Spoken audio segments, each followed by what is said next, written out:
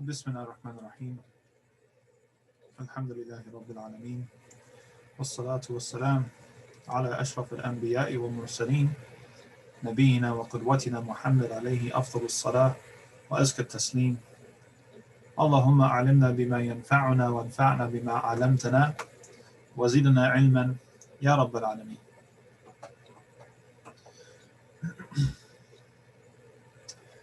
Today, inshallah, we are going to wrap up the previous lesson because there's some loose ends when talking about prepositional phrases, the four that we've learned, and how they can fit into both types of sentences that we've learned, Jumla Ismiya and Jumla Fi'liya.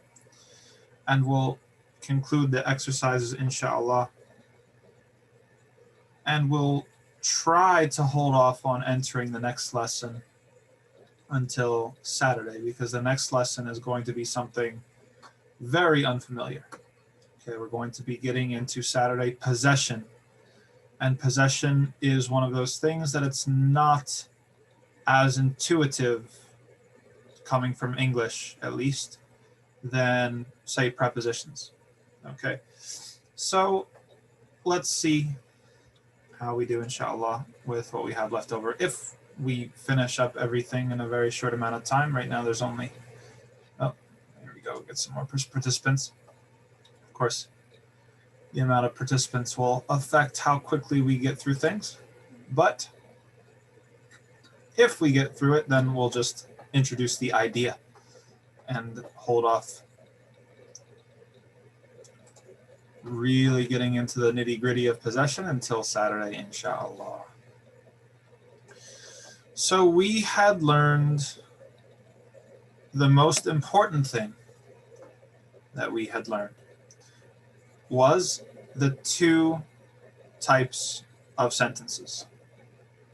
Okay, the two types of sentences, Jumla Ismiya and Jumla Fi'liya, right? Okay, and this thing is not responding for a second.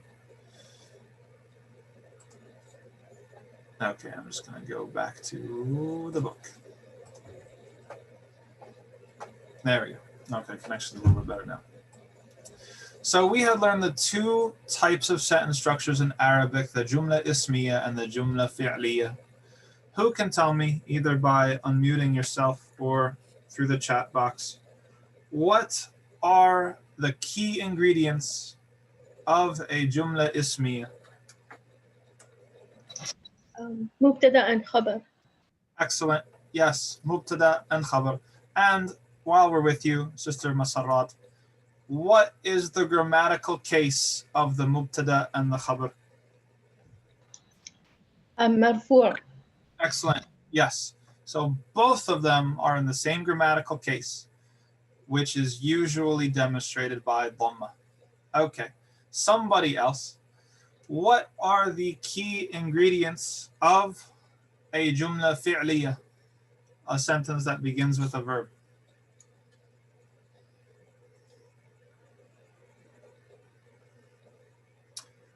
Don't make me call on you. I'll call on you.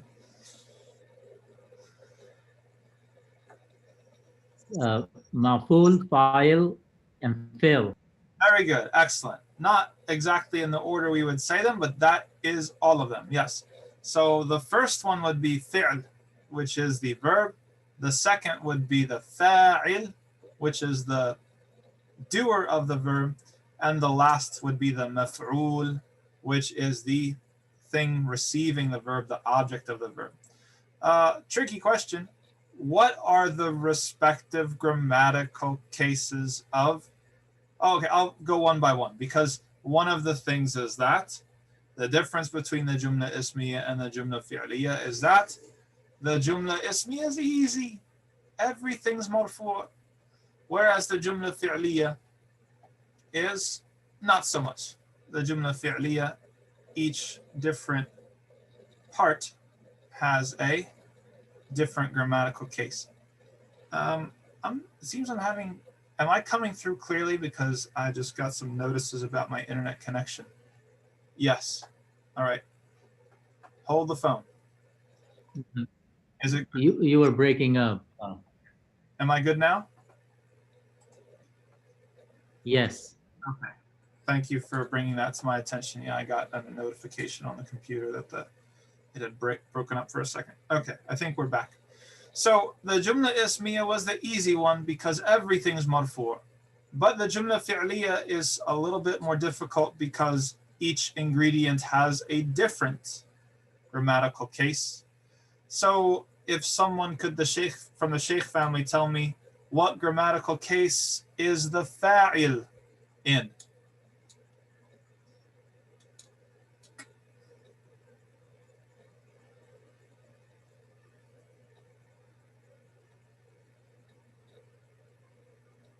Oh, we're gonna pass. I'm sorry, say that again? We're gonna pass the question on to somebody else. Okay, no problem. This is very good. Let's see. I'm gonna try a second time to get up my okay, very good. Here's that. What I wanted was, yes, here we go. Here is your solution. So with our verbal sentence, and here it's written in English, so we're going from left to right. فعل فاعل مفعول. The fi'l is mabni. It does not show grammar. So that would be a trick question. I didn't do that to you. That would have been mean. The fa'il is marfu', just like the mubtada and the khabar. And the maf'ul is mansub. It has, you can't see it. Okay. Thank you for letting me know. All right. So I'll just go back to let's go back to the book. And you see the book? Interesting. We're having some technical difficulties. I'm going to stop the share entirely. Okay, here we go. And now let's go back to the book.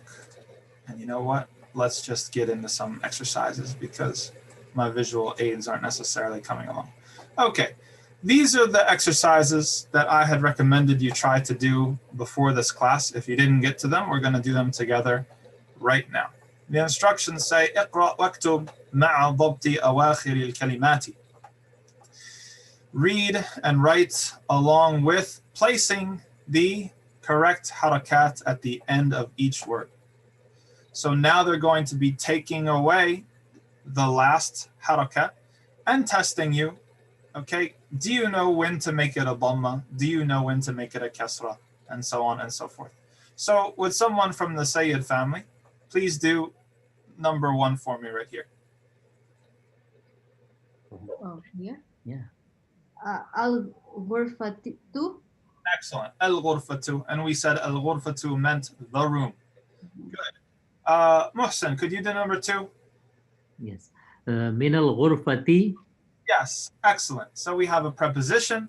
That means that we have to make it majroor, which is a fancy way of saying it's going to have a kasra at the end of it. Fantastic. Now to the Sheikh family. Could you, someone from the Sheikh family, read the 3rd example? We can do that, yes. Min al-hammami. Excellent. And what does that mean? Can you translate for it? In the bathroom. From the bathroom. From the bathroom. Yes, good. So I didn't hear you. I wasn't actually sure whether you said from or in. But yes, min, from. Yeah, it sounds more like from to me also, yeah. And could someone else from the Sheikh family do the next one? Al-mirhadu. Yes, you were correct the first time and the second time. Al-mirhadu. It's got nothing to change it, right? So if you think about a noun, the default is that it's going to have the dhamma. It doesn't ever not have the dhamma unless there's something to change it, to take it away from that dhamma. So just by itself, it's al-mirhadu, the bathroom, or literally the toilet.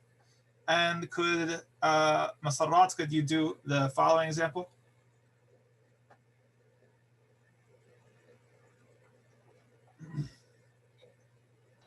Sorry.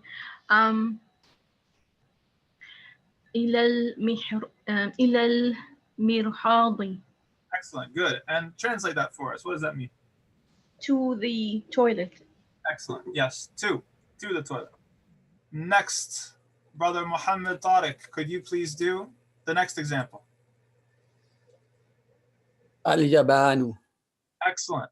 And that is Japan, as we said last class. And while you're at it, go ahead and do the next one as well. الفلبين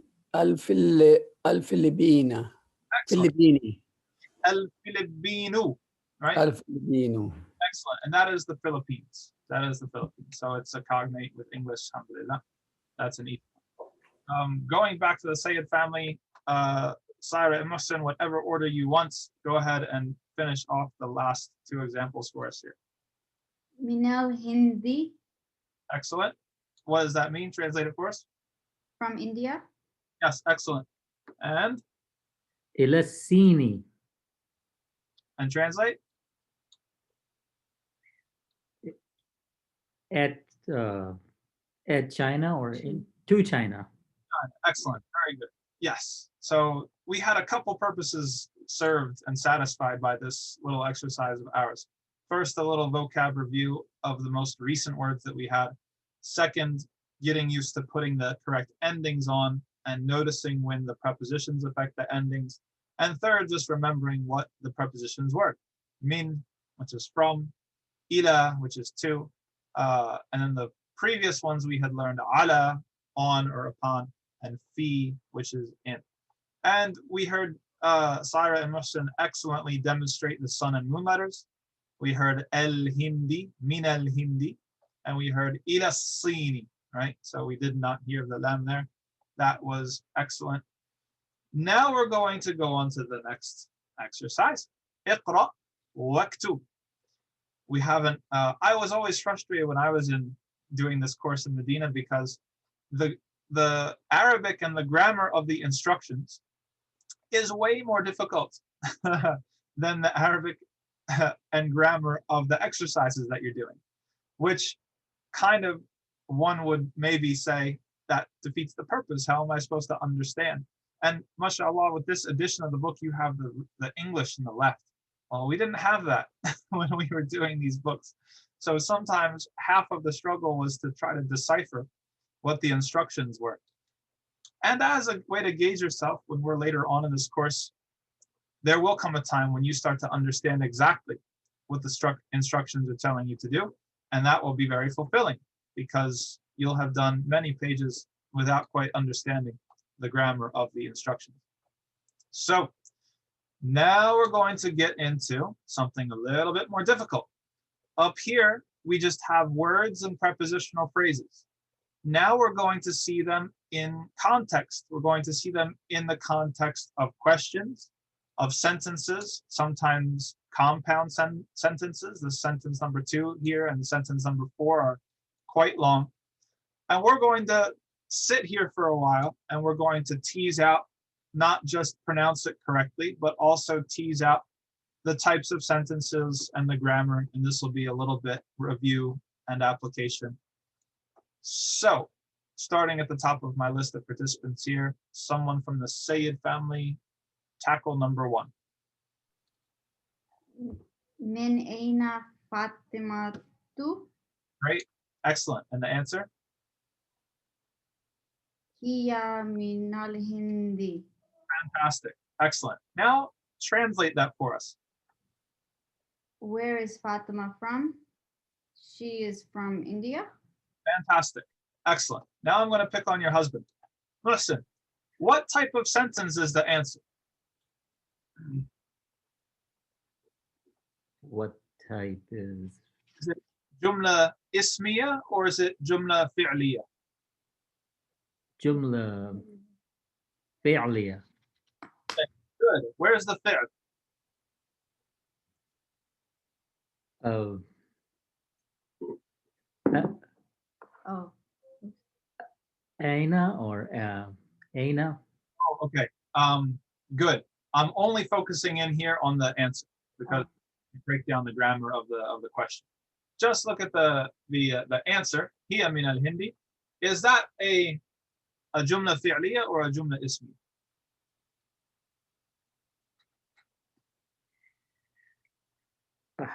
Don't know. That's good. This is why we're here.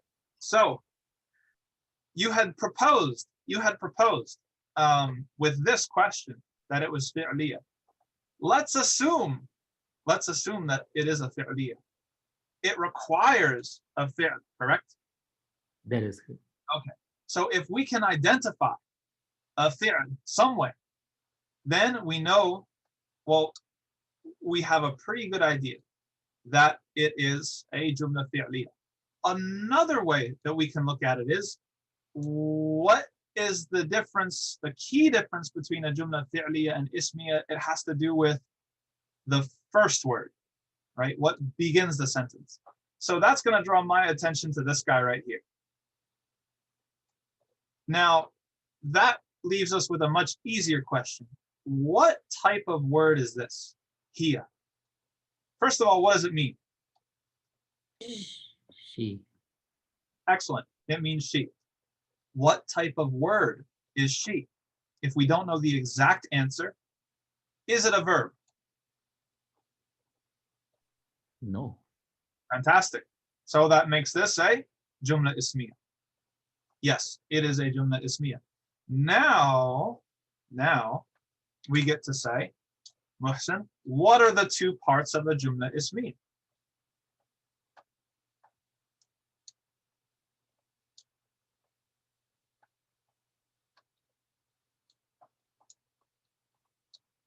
Either in English or in Arabic. We had a Mubtada and khabar. fantastic mubtada and khabar. Okay, next question. Either, okay, you guys can be a tag team, okay? Team Sayyid. If I'm going to draw a line between the mubtada and the khabar, where am I going to draw it? After what word? I'm going to draw it here, after min. I'm going to draw it here, after hiya.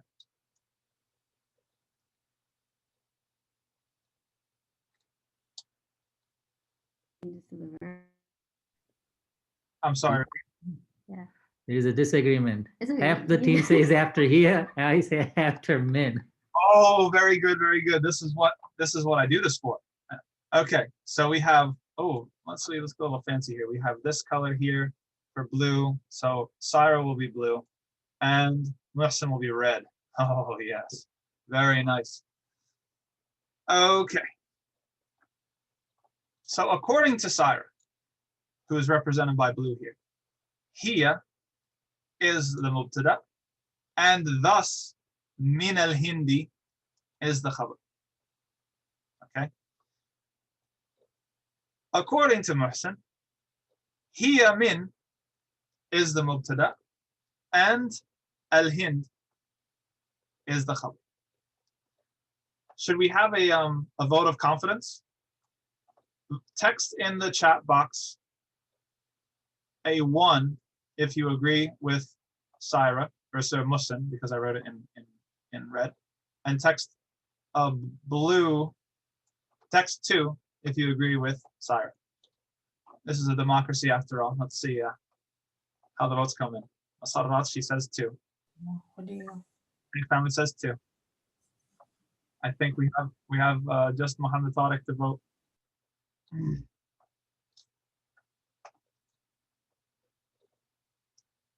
Okay, no problem. Maybe he can't use the chat function. That's no problem. Okay, Syra is correct. It is. If you're ever in doubt, what is the difference between the mubtada and the khabar? Like conceptually, what's the, oh, Muhammad Tariq comes in and he backs up Muhsin. He says 1 going down with the ship, even after I just said the answer.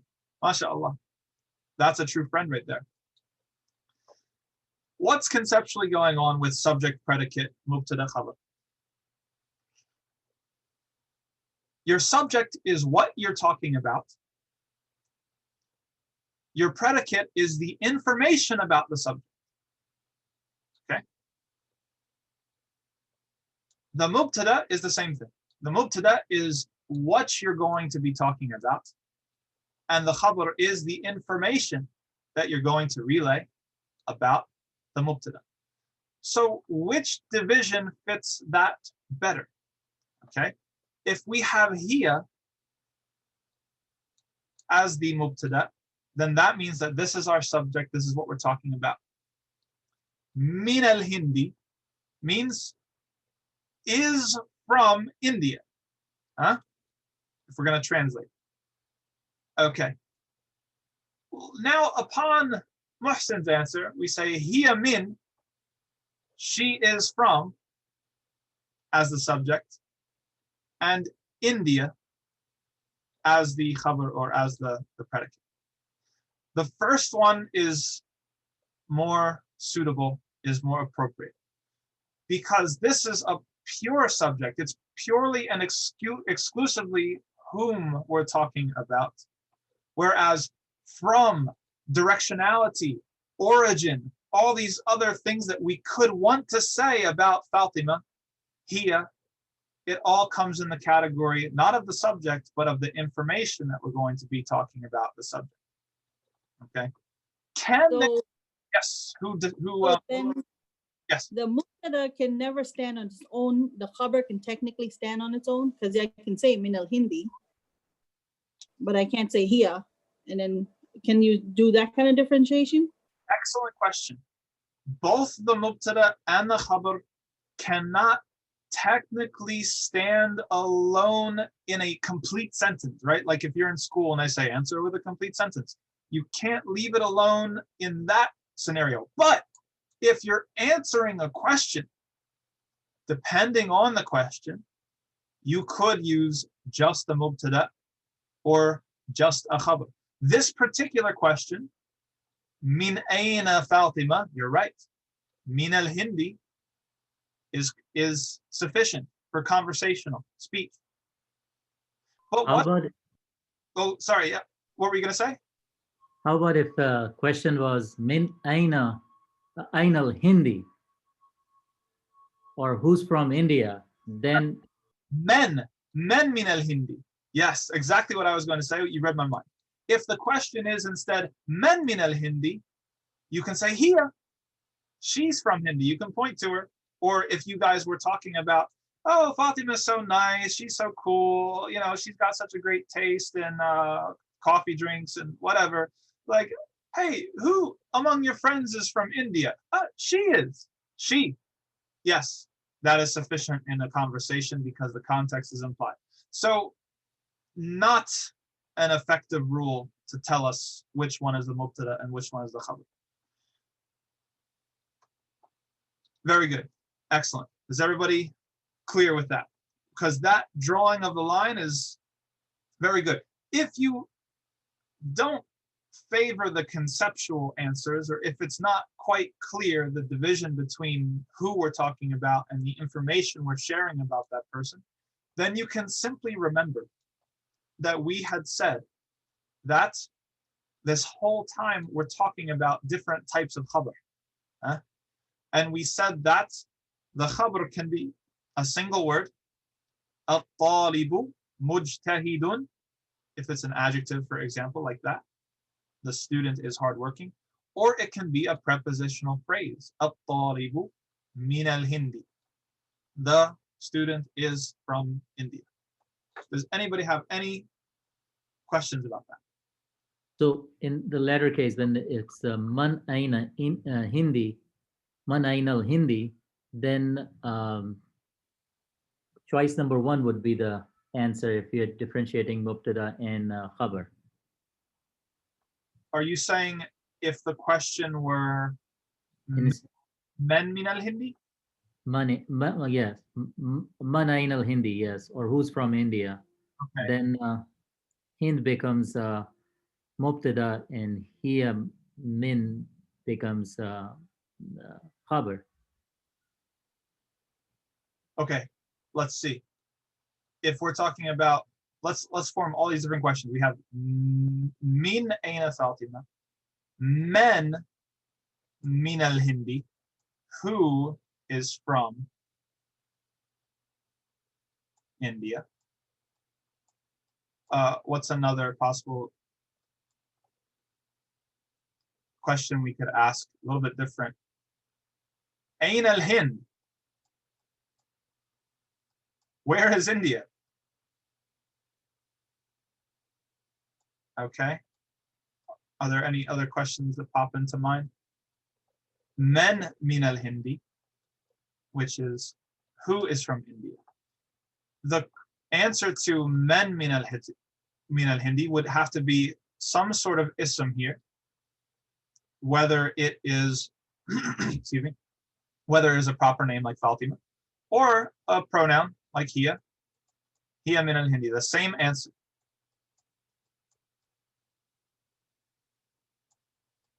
Okay, this sentence, as a sentence, is always going to be divided like this between mubtada and khabar. Even if the answer to the question changes. So what I think Dr. Muhsin is getting at is, what are we asking about in this question? We're inquiring about the khabar. Okay. In this question, men min al-Hindi, we're inquiring about the mubtada. But simply because we're inquiring about the mubtada doesn't mean that it stops being the mubtada or changes to the khabar. Okay, the sentence is literally the same, even if what we're asking, the information we're looking for, is different. She is still the subject. It's simply that here we have the information about her and we have yet to identify the subject. Whereas here we have the subject and we have yet to identify the information about her. Okay.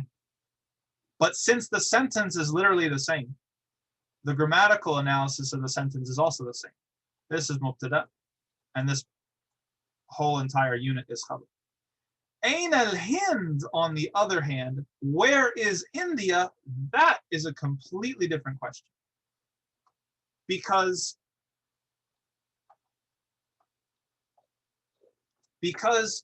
now what we're asking about, where is India? And so the answer is India is there, right? Wherever we want to say, we're going to now make al-Hind the subject. It would be al-Hindu hunak, over there, or between this sea and that sea, or north of that or south of that. All of the other things that we would answer are information about al-Hind, and so al-Hind has become the subject. But simply changing the part of what we're asking for here doesn't change the grammar of the answer. It simply means that we're flipping around the information that we're starting with. We're flipping around what we know first. Does that make sense? Yes, thank you. Thank you. It was a really good question. Okay, excellent. So now, once we've done this, okay, let me get rid of a lot of this writing here. We understand where is the mubtada, we understand where is the khabar. Okay, anybody from the Sayyid family? Here, what's the grammatical case? We've only learned three. Is it marfu', majroor, or mansoob?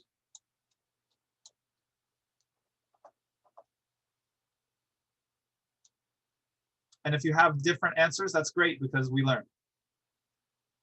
Here we are together. Marfu. Excellent. Yes, it is marfu'. Now, tricky extra credit question. Where's the sign of it being marfu'? How can you tell that it's marfu'?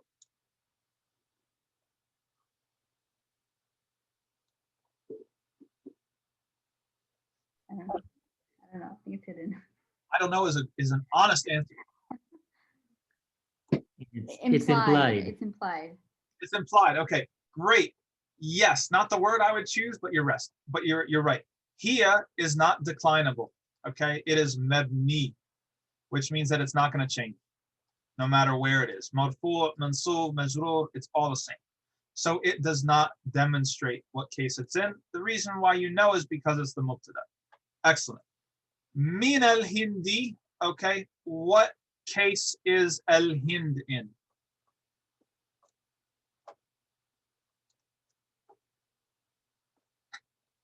Marfu', majroor, or mansub? Probably mansub. It's the other one. It's majroor. And don't feel bad because we haven't really been talking and using these terms. So I'm trying to introduce them to you again to get them in use, okay? Majroor, we said, means it's genitive case. Genitive case talks about the relationship between nouns, whether it's location, whether it's time, whether it's possession, right? So anything with a kasra is majroor. Easy, okay? So min al-Hindi is majroor, and this entire unit of the khabar is marfu' because it's the khabar, even if you can't tell, because of the prepositional phrase. That's just to show you, you don't have to understand all of this or be a master at all of this in order to be doing a fantastic job in learning Arabic and understanding what is being said. But for those of you who want to go above and beyond, this is the type of grammatical analysis that you do. For example, if you want to break down the Quran and you want to understand exactly what Allah is saying, what part of speech is this that Allah said and what part of speech is that, this is the process and this is the jargon and the terminology. Okay, back to number 2. Okay, Sheikh family, someone read number 2.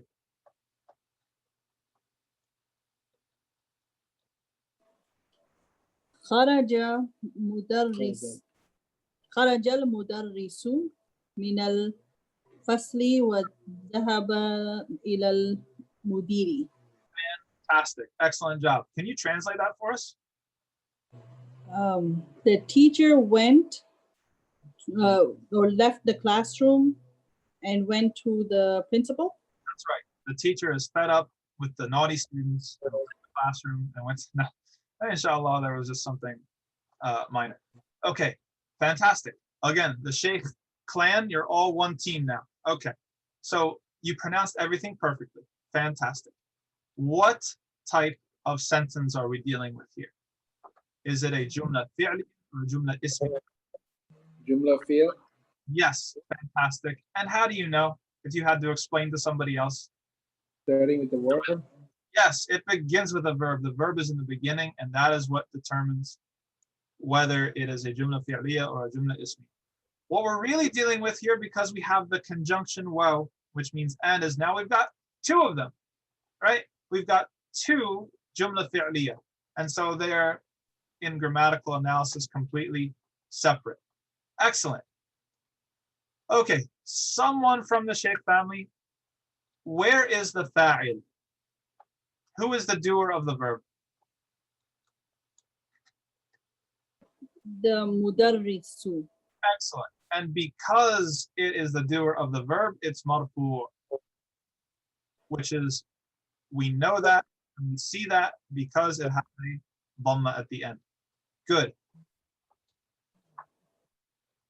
Can you explain the marfu and the majrur, the mabni, one more time with the definition? Fantastic.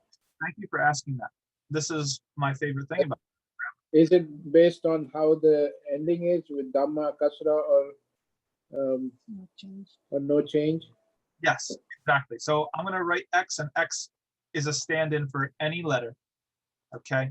I should say the final letter on a noun.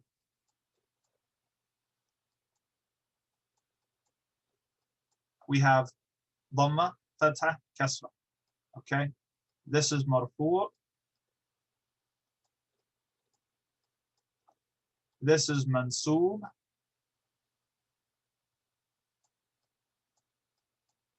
That's supposed to be a solid there, a little sloppy. And this is majroor. Okay. What's the idea? What's the philosophy behind these things? Okay, if you really are interested in the English, this is called the nominative case. or I have a text function I should just use. Okay. The nominative case we use to talk about declaration statements, like is statements, right? Using the verb to be. Mansub, oh, that turned out lovely.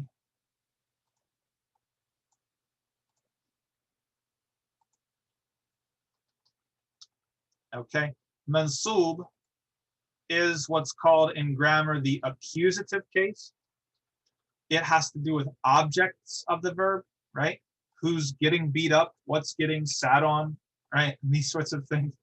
And the majroor is what's known as the genitive case. The genitive case talks about the relationship between nouns. Is it on top of something? Is it over something? Is it under something? Next to something? Close by? To the left of? You know, or sometimes even time, before or after, or we also use this case to talk about possession, which is what we're going to focus on Saturday, inshallah.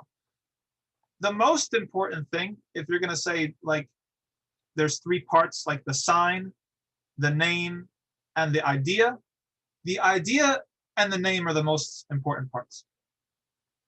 We will come someday to learn that these are not etched in stone. Okay?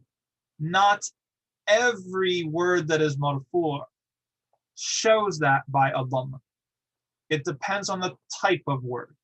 Okay? But for singular nouns, this is true.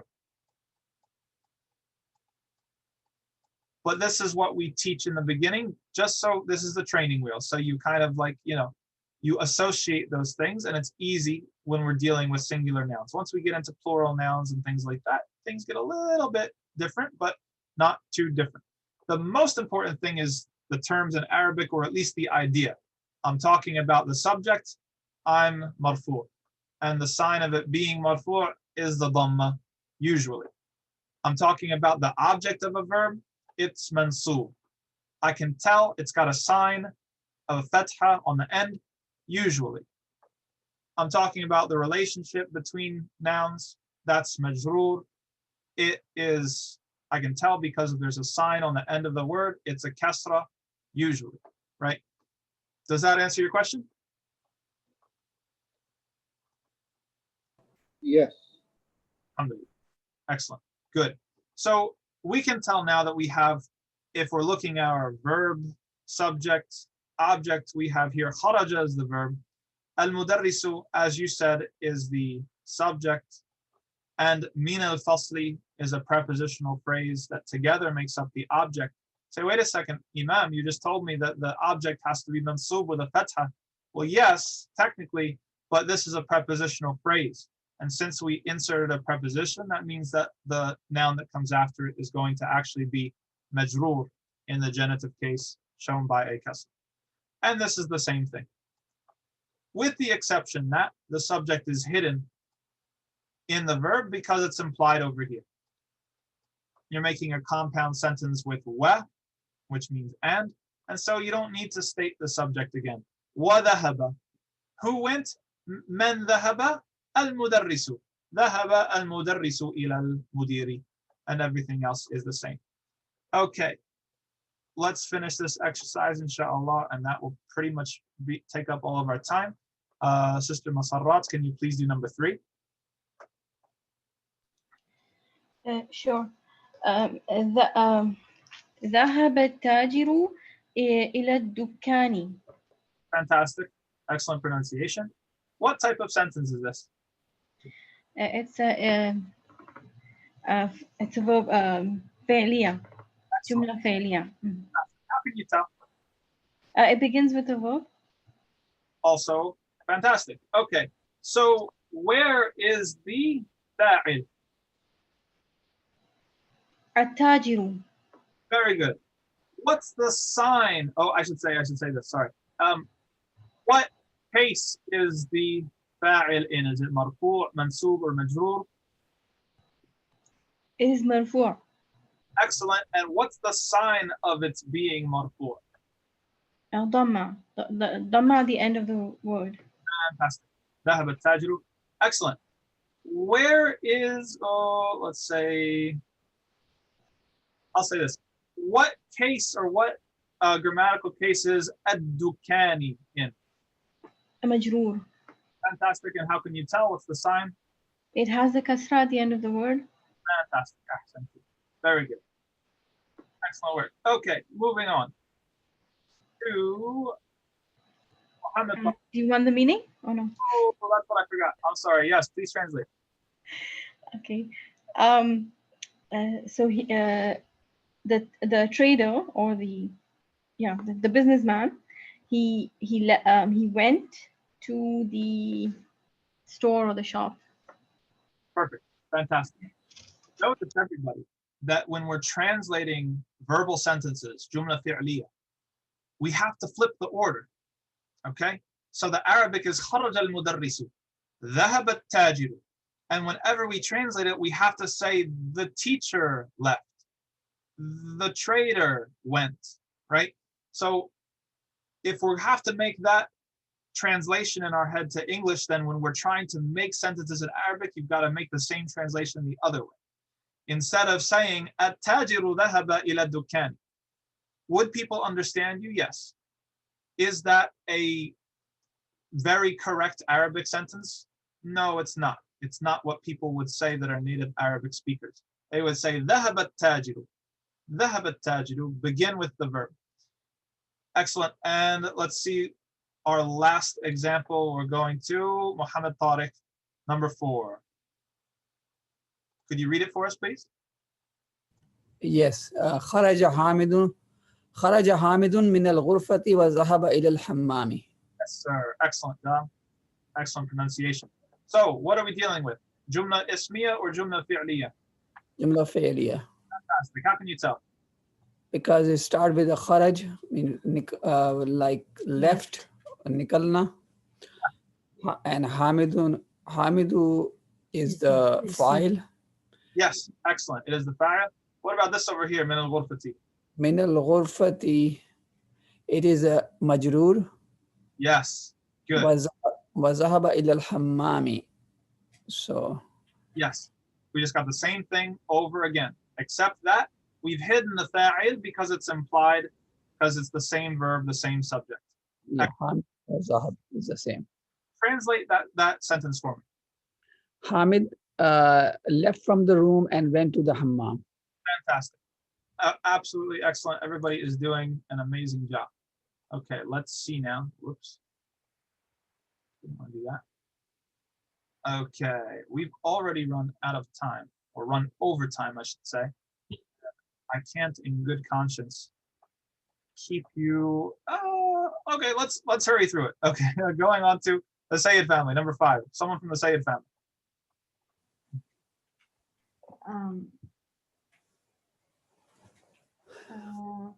Man kharaja min al-fasli. Yes, fantastic. And I'm so happy that, listen to how she knew how to say men, and she knew that it couldn't be min. Fantastic. All prepositions have to be followed by a noun. They can't be followed by a verb. And she just automatically, intuitively felt that. Translate that for us, and then we'll move on. Who left the classroom? Fantastic. Who left the classroom? We are reading Arabic. Excellent. Someone from the Sheikh family, number 6.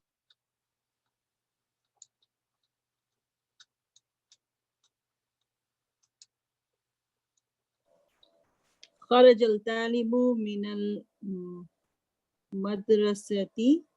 Yes. ذهب إلى السوق. Excellent. وذهب إلى السوق, and souk is the market. Can also be the mall, but I prefer not to think about malls. I prefer to think about nice open air markets. And could you translate that for us?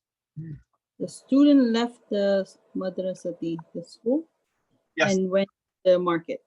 Fantastic. Excellent work. It follows the same grammatical structure as the other sentences we've been.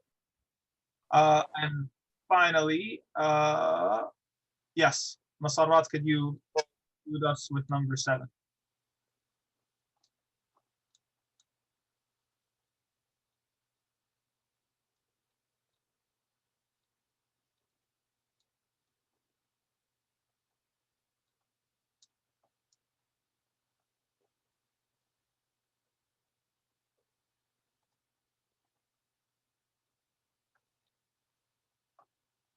Oh, sorry. If you're there, Sister Masara, could you do number 7? Sorry, I unmuted, but I don't know why it went back. خديجة من الصين وخالد من اليابان. Khadija is from China and Khalid is from Japan. Excellent. What type of sentence is this? It's a Joomla failure. Where's the fi'l? Oh, sorry. No, it's a ismiya. There we go. Sorry. No, that's why I asked the question. If you're wondering, is it a fi'liya? The easy thing, the easy test, where's the fi'l? There's no fi'l, so there's no fi'liya. Excellent. So we have mubtada and khabar. Let's take half by half, just because this sentence is different from the other ones. So the first part, Khadija tu, and notice how she made Khadija tu and not tun. Remember that lesson from before? And she made Khalidun and not Khalidu, because feminine names do not take tanween. They're mamnu' min as-sarf, and masculine names do. So just looking at Khadija tu min as-sini, where's the mubtada? Khadija is the mubtada and min al-sini is the khabar, and Khalid is the mubtada and min al-yabani is the khabar. Fantastic. Excellent. And we know everything else about this is marfu', this is marfu', but because of the preposition, we have a kasr. Excellent work. Thank you very much. And the waw is a conjunction. Yes, excellent. Waw is harf atf, we say, conjunction. This will have to be for homework, and we'll do that. And inshallah, Saturday, we will start talking about possession. Limber up your language skills in your brain, because it's going to be a little bit more difficult than prepositions. Anybody have any final questions before we depart?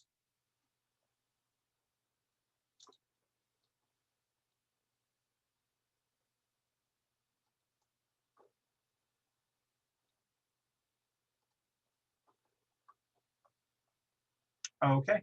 Thank you very much, everybody, for your excellent participation and attention. And I will see you next time, inshallah. Assalamu alaikum wa rahmatullahi wa barakatuh.